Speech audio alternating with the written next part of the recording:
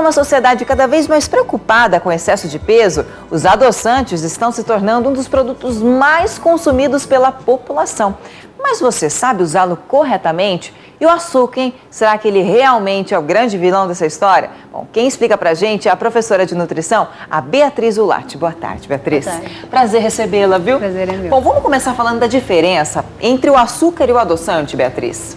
Bom, a principal diferença é os dois, pelo próprio nome, eles têm a capacidade de dar sabor doce aos alimentos. E a principal diferença é que o açúcar de mesa que a gente usa no dia a dia, o açúcar branco, ou seja, ele o mascavo, eles são calóricos, ou seja, o nosso organismo metaboliza e dessa forma a gente transforma isso em energia. E os edulcorantes ou os adoçantes artificiais, a diferença é que eles também adoçam, mas eles não são metabolizados, portanto eles não fornecem calorias para o nosso organismo. Bom, muita gente, eu acho que a maioria da população faz isso, né? Acaba trocando, quando está em dieta, o açúcar pelo adoçante. É a maneira correta, realmente? Olha, ele é um coadjuvante da história, mas ele sozinho, ou seja, você tirar o açúcar da sua dieta e você introduzir os adoçantes, não é suficiente para que você reduza o peso. Então ele ajuda, mas ele não é o ator principal, digamos assim. Você tem que fazer uma mudança na forma como você se alimenta de uma maneira geral, para que você possa conseguir atingir o seu objetivo de redução de peso. Ou seja, então é reduzir o açúcar, é isso? É reduzir o açúcar, porque em realidade o adoçante, os adoçantes artificiais, quando eles foram inicialmente testados e produzidos, eles não foram, digamos assim, produzidos para isso, para perda de peso, tá? Eles foram produzidos para pessoas que têm uma necessidade especial. Por exemplo, aquelas pessoas que não podem ingerir açúcar, como o diabético, por exemplo, então se desenvolveu um produto, tá, que desse sabor doce, mas que, no entanto, não interferisse, né, na doença, digamos, não tivesse glicose, que é o grande problema do diabético. E a partir daí as pessoas perceberam que quem fazia uso conseguia uma redução de peso. Então as pessoas passaram a usar como um agente de perda de peso. E, em realidade, não é bem assim que a coisa acontece. Como se fosse um milagre, realmente, não é assim. Quais são as substâncias que a gente encontra? São várias, né, dos adoçantes, né, Normalmente, os adoçantes, eles são misturas de vários, né?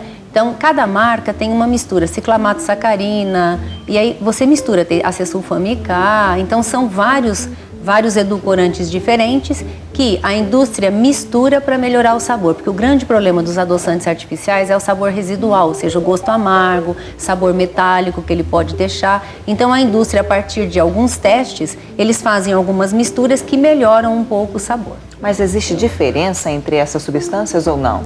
Não, a diferença é basicamente em termos de sabor, em termos de poder de adoçar. Umas adoçam mais, outras adoçam um pouco menos, mas todas elas adoçam muito mais do que o açúcar comum. Uma outra coisa que eu percebo muito, Beatriz, é que hoje está se usando muito adoçante em grandes dosagens. Existe uma quantidade correta que a gente pode utilizar de adoçante por dia? Bom, se questiona muito, né, em relação ao adoçante.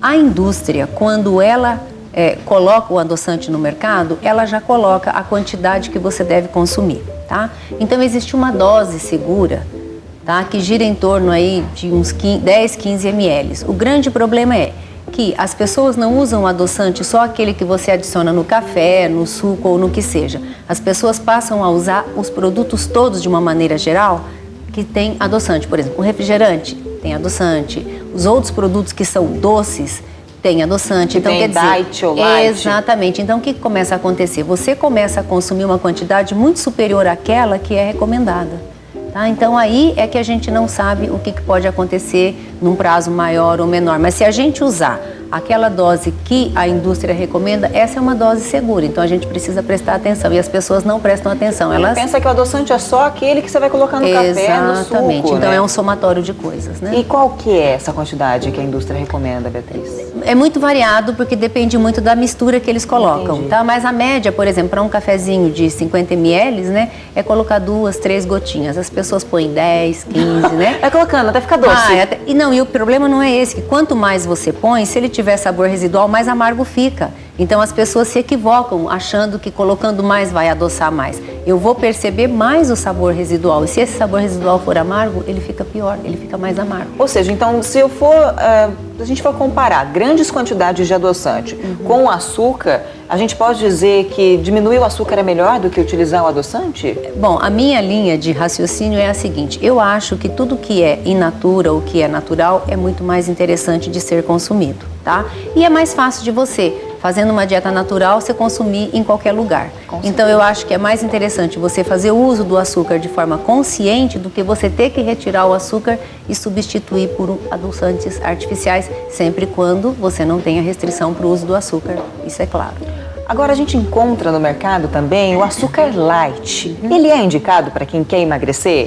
Olha, o açúcar light, como todo produto light, ele tem uma redução calórica, tá? Então ele é uma mistura de açúcar com um percentual de edulcorantes ou de adoçante artificial. Então quem quer perder peso e quer continuar sentindo aquele gostinho do açúcar, né, digamos assim, perceber menos, ter menos sabor residual, é interessante que você use, mas a gente tem que usar em quantidades menores. Vale a pena a gente ressaltar que pessoas, por exemplo, diabéticas, que têm restrição com o uso do açúcar, ela não pode usar o açúcar light. Nem o light? Não, o light não, ela tem que usar o adoçante única e exclusivamente, porque no light um percentual que existe nessa mistura é açúcar.